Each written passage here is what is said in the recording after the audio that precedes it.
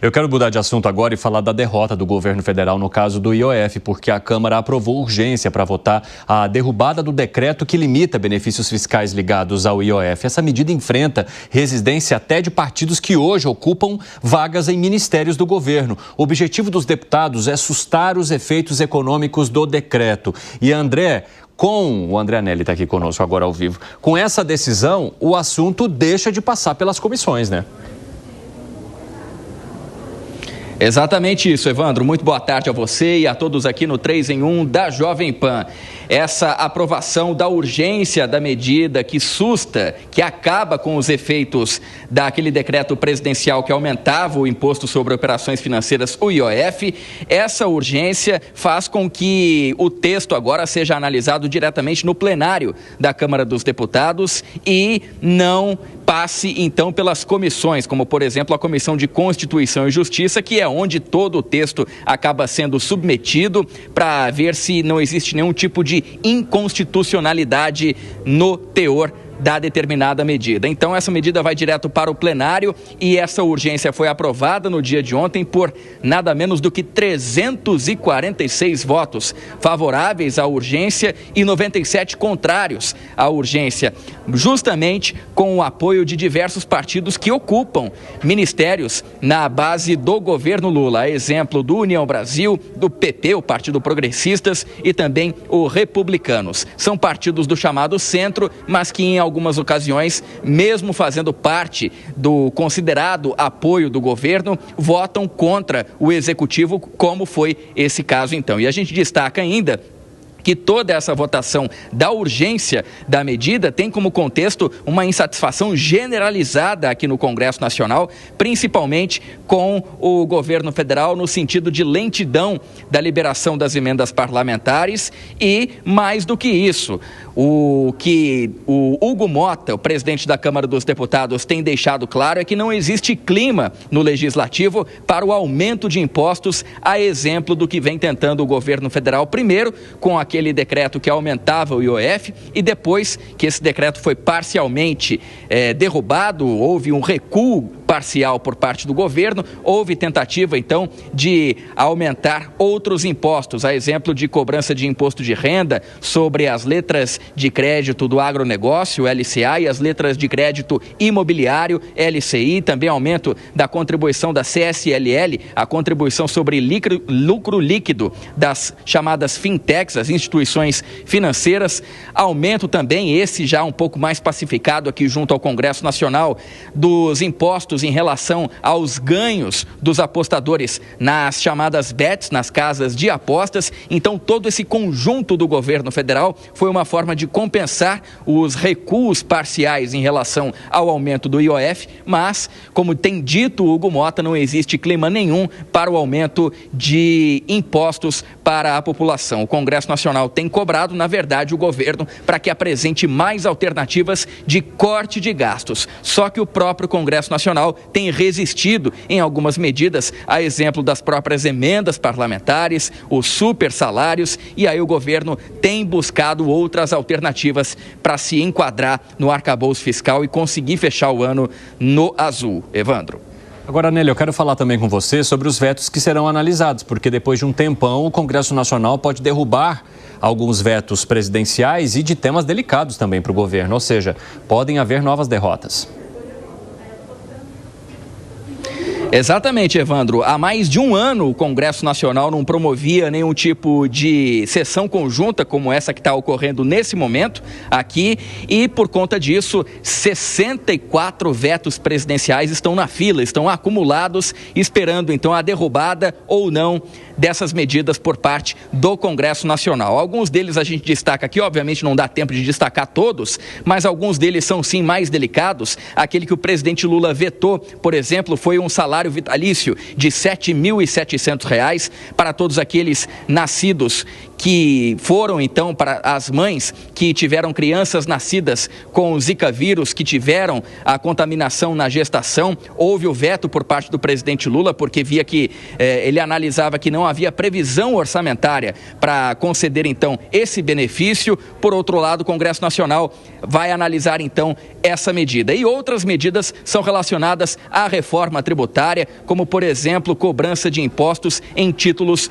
imobiliários e também do agronegócio. Então, como eu disse, são 64 vetos na fila que precisam ser analisados pelos congressistas. Nem todos devem ser avaliados no dia de hoje, por conta justamente então do alto número. Alguns ainda não houve também debate, não houve consenso entre os líderes do Congresso Nacional para que houvesse então essa votação aqui no Legislativo, mas o grande destaque dessa sessão que acontece nesse momento, Evandro, você que está aqui acompanhando o 3 em 1 da Jovem Pan, é justamente a possibilidade já dada como certa de abertura da CPMI, a Comissão Parlamentar Mista de Inquérito, para apurar os desvios bilionários no INSS, o Instituto Nacional de Seguridade Social. O governo federal fez uma grande movimentação na tentativa de impedir a abertura dessa CPMI, mas não teve jeito. Essa CPMI tem o apoio da ampla maioria, não só na Câmara dos Deputados, mas também no Senado, e só depende agora, então, da abertura dessa CPI, da leitura do presidente do Congresso Nacional, o senador Davi Alcolumbre, leitura essa que já foi garantida por ele e deve, então, marcar o início desse colegiado. Evandro. Valeu, Anelli. Bom trabalho para você. Vamos tocar a história envolvendo o IOF, porque ela pode sair muito cara para o governo federal.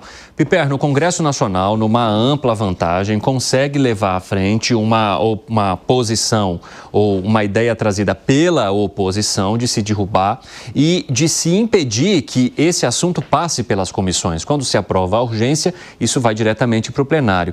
E se depender da expressividade da votação para a urgência e se ela se repetir lá no plenário, aí sim seria uma derrota acachapante, inclusive, e isso que eu acho que é o mais interessante, com partidos que hoje ocupam e têm mais de um ministério no governo federal. O que você acha que está por vir e que recado que o Congresso Nacional já está dando nesse pré-2026?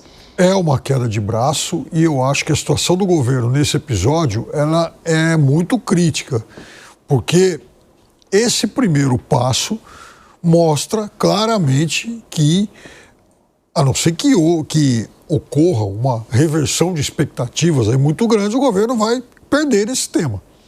Mas, vejam, isso também pode ser um recado que o Congresso esteja dando para abrir, para ampliar algum tipo de negociação. Eu entendo que, embora o governo esteja fragilizado lá no Congresso, há momentos em que ele tem que pagar para ver. Se ele ficar negociando tudo a toda hora, ele vai ser também eternamente chantageado. Então, vejam, o governo tem que mostrar para a sociedade... Bom, inicialmente o governo errou, né, com essa história de aumentar o IOF. Mas depois, o governo enviou uma série de medidas e ele tem que mostrar claramente para a sociedade quem é que está agindo como advogado, como embaixadores de privilégios. Porque, vejam só, tem, por exemplo, nesse pacote, bets. Ora, por que não houve nenhum movimento de taxar as bets entre 2018 e 2024? Por que elas ficaram gozando de 6 anos de praticamente isenção fiscal? A troco de quê? Qual foi o que elas fizeram de tão bom para o país a ponto de merecer esse benefício? E contar, por exemplo, quem foi que garantiu esse tipo de benefício. Outra coisa, no caso dos títulos, muito bem, a gente está falando de títulos que têm isenção. Por quê? Qual o motivo que justifica essa isenção? São setores produtivos? É verdade. E aí, não tem outros setores produtivos também sendo, enfim, tributados, tendo que pagar?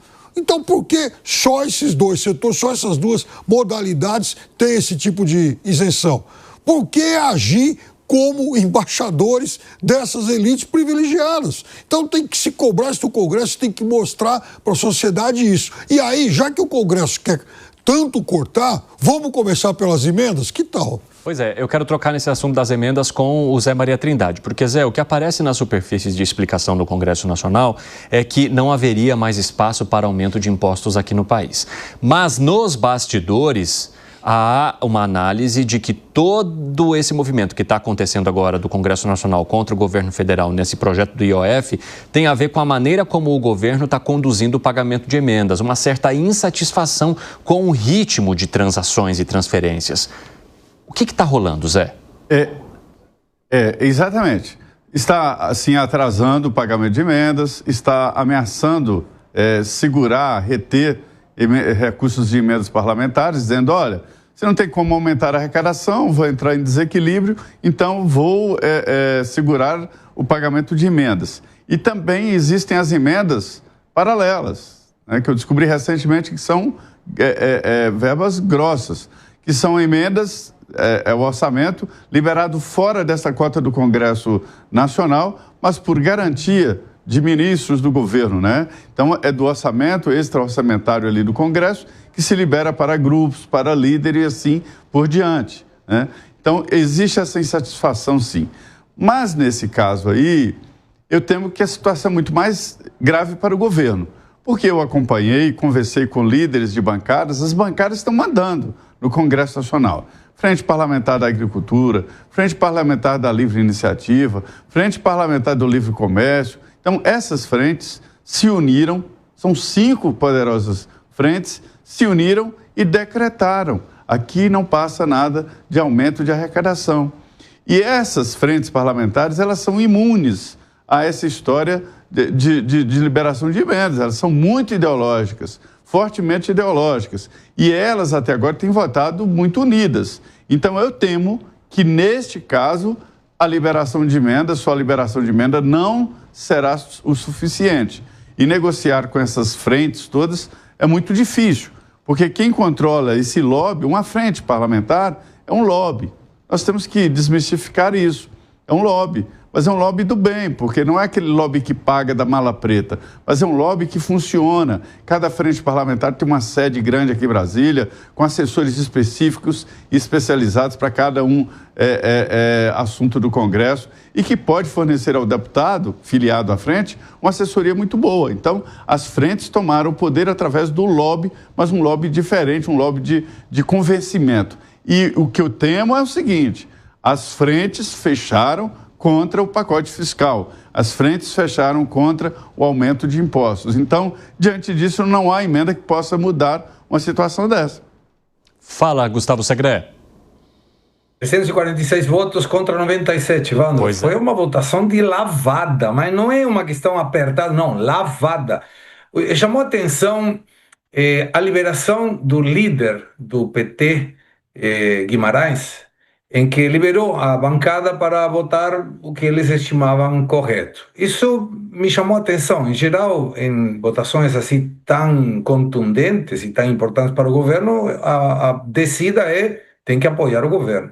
E 8 deputados não votaram do PT, não votaram diretamente.